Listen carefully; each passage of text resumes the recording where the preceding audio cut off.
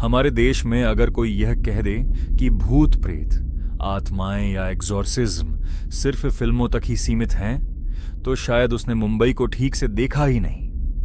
मुंबई शहर जो कभी सोता नहीं, जहां रात के 3 बजे भी सड़कें जिंदा रहती हैं, लोकल ट्रेनें चलती रहती हैं, लोग भागते रहते हैं और जिंदगी रुकती नहीं। लेकिन इसी चमकते हुए शहर के बीच एक ऐसी जगह भी है जहां रात ढलते ही शोर नहीं, भीड़ नहीं, सिर्फ सन्नाटा बजता है।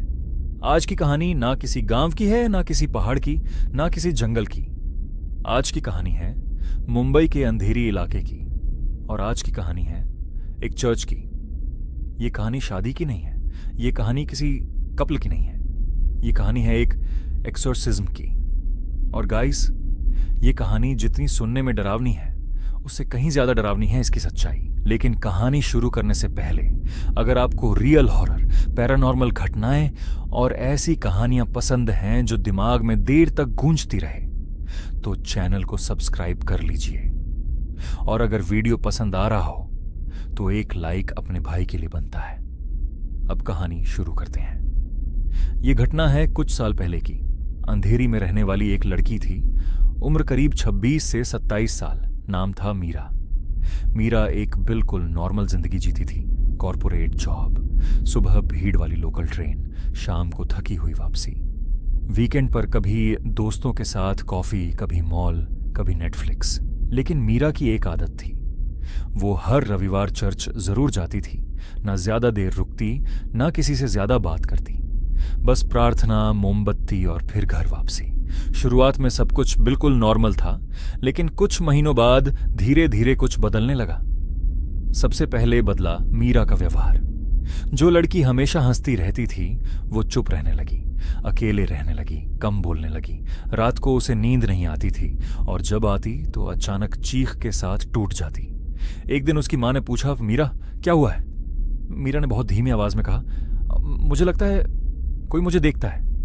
पहले सबने इसे स्ट्रेस समझा, job pressure, Mumbai life, anxiety. लेकिन फिर चीजें सिर्फ अजीब नहीं, डरावनी होने लगी। एक रात करीब 2:15 पर मीरा अचानक अपने घर से बाहर निकल गई। ना फोन साथ था, ना ठीक से चप्पल पहनी थी, ना किसी को बताया। वो सीधे चर्च की तरफ चल पड़ी। उस वक्त चर्च पूरी तरह बंद था, गेट पर ताला लगा हुआ था। लेकिन अगले दिन जब सीसीटीवी फुटेज देखी गई तो गार्ड की रूह कांप गई। फुटेज में साफ दिख रहा था कि मीरा चर्च के दरवाजे के सामने खड़ी थी। लेकिन सबसे डरावनी बात यह नहीं थी। डरावनी बात यह थी कि मीरा अंदर किसी से बात कर रही थी। जब गार्ड ने उसे टोका, मीरा ने धीरे धीरे अपना सिर घुमाया। उसकी आंखें मीरा जैसी नहीं थीं, खाली, बेजान और ठंडी। उसकी आवाज बदल चुकी थी, बहुत भारी। और उसने सिर्फ इतना कहा, यह जगह मेरी है। अगले दिन मीरा को चर्च बुलाया गया।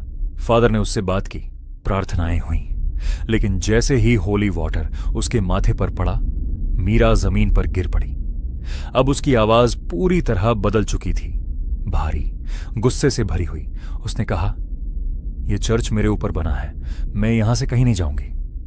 अब बात साफ हो चुकी थी, यह कोई नॉर्मल केस नहीं था। सीनियर प्रीस्ट्स को बुलाया गया और फैसला लिया गया, एग्जॉर्सिज्म होगा। रात का समय चुना गया। चर्च के अंदर सिर्फ गिने चुने लोग मौजूद थे। मोमबत्तियों की रोशनी थी, दीवारों पर लंबी परछाइयां थीं। मीरा को कुर्सी से बांधा गया। जैसे ही प्रार्थनाएं शुरू हुईं, चर्च के अंदर की हवा बदलने लगी। मोमबत्तियां अपने आप बुझने लगीं, लकड़ी की बेंचें हिलने लगीं, और फिर मीरा हंसने लगी। एक ऐसी हंसी जो इंसानी नहीं लगती थी। उसने कहा, तुम लोग बहुत देर से आए हो, मैं यहां बहुत पहले से हूं। फादर ने नाम पूछा। काफी देर की प्रार्थनाओं के बाद आवाज आई, मेरा नाम तुम्हारे इतिहास में दफन है।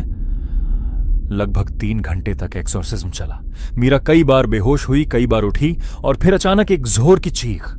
पूरा चर्च एकदम शांत हो गया। मीरा बेहोश पड़ी थी और हवा पूरी तरह स्थिर थी।